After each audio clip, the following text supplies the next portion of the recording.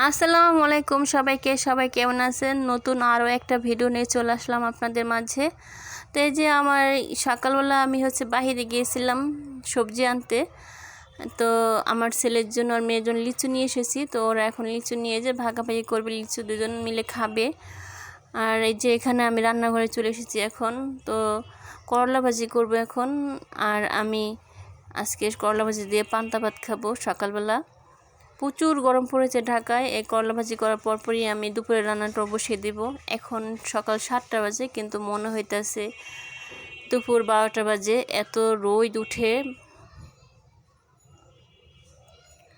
তো যারা যারা ভিডিওগুলো দেখতেছেন অবশ্যই একটা লাইক দিয়ে দিবেন আর শেষ পর্যন্ত দেখবেন।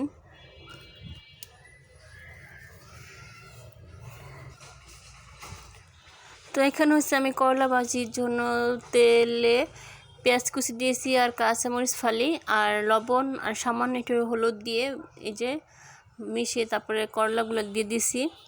তো এখন এগুলো ভালো করে মিশিয়ে কিছুক্ষণ সিদ্ধ করে নিব।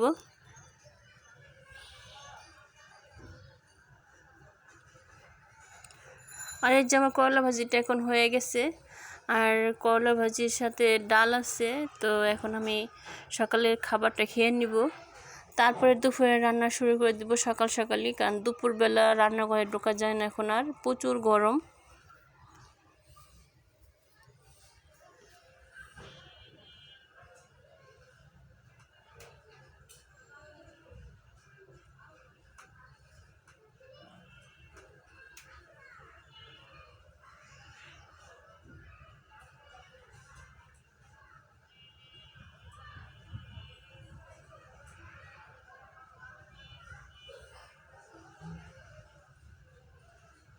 আর এই যে খাওয়ার পরে এই যে এখানে আমার ছেলে ঘর দুয়ার গুছাইতেছে, দুই ভাই বোন মিলে গুছাইতেছে। একজন এই ঘর থেকে আরেক ঘরে বালিশ নিয়ে আসে, নিয়ে যায়, আর একজন ঝাড়ু দিয়ে ঝাড় দেয়। তো মিলে ঝিলে ঘর দুয়ার পরিষ্কার করে দেয়। ছোট ছোট ছেলে মেয়েরাও অনেক উপকার করে আমার। আর এই যে এখানে আমি মাছ ভিজিয়ে দিলাম, দুপুরে রান্না করবো এখন। এগুলো দেশি পুঁটি মাছ।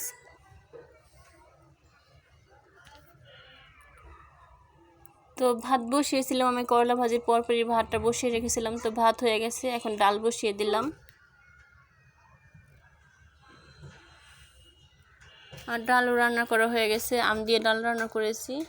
আর এখানে আমি এখন কাঁকরোল ভাজি করব। কাঁকরোল ভাজির জন্য তেলে পেঁয়াজ কুচি, মরিচ ফালি আর হলুদ গুঁড়া, মরিচের গুঁড়া আর লবণ দিয়ে আমি ভালো করে মিশিয়ে কাঁকরোলগুলো দিয়ে দিব।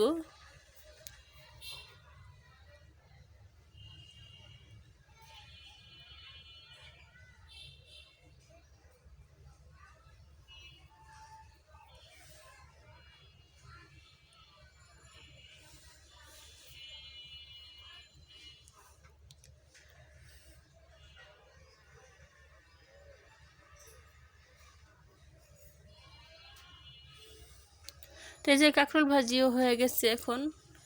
তো কাঁকরোল ভাজিটা খেতে অনেক মজা হয়েছিল।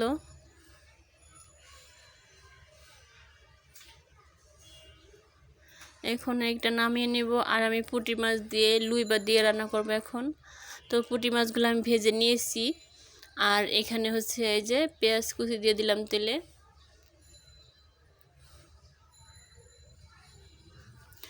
তো এখন অবধি যারা যারা ভিডিওগুলো দেখতেছেন অবশ্যই একটা লাইক দিয়ে দিবেন। আর এই পেঁয়াজ কুচি দিয়ে যে আদা রসুন বাটা আর লবণ দিয়ে দিলাম। তো আদা রসুন বাটাগুলো একটু নাড়াচাড়া দিয়ে নিব।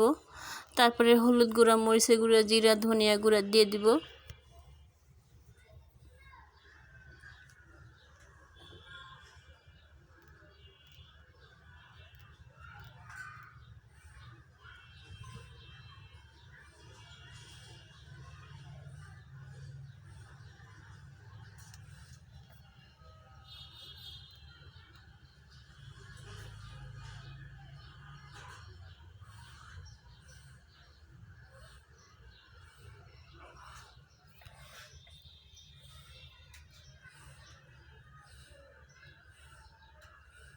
তো মশলাটা ভালো করে কষানো হয়ে গেছে। এখন লম্বা করে কেটে রাখা লুইবা ভালো করে ধুয়ে নিয়েছি, এগুলো দিয়ে দিলাম। এগুলো একটু ভালো করে নাড়াচাড়া করে মিশিয়ে ঢেকে রাখবো।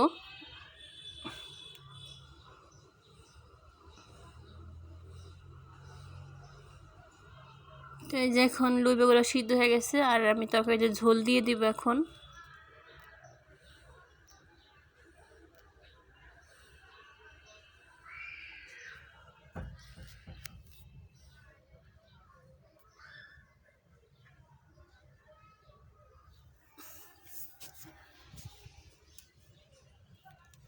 তো এখন ভাজা মাছগুলো দিয়ে দিলাম আমি, দিয়ে জিরার গুঁড়ো উপরে দিয়ে ভাজা জিরার গুঁড়ো দিয়ে দিব।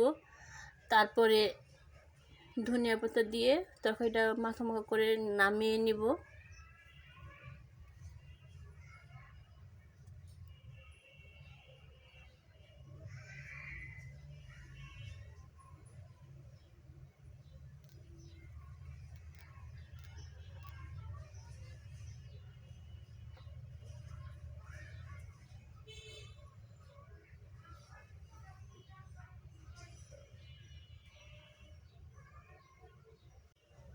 তো আমি একটু ঝোলটা শুকনো শুকনো করে ফেলবো, এত ঝোল রাখবো না।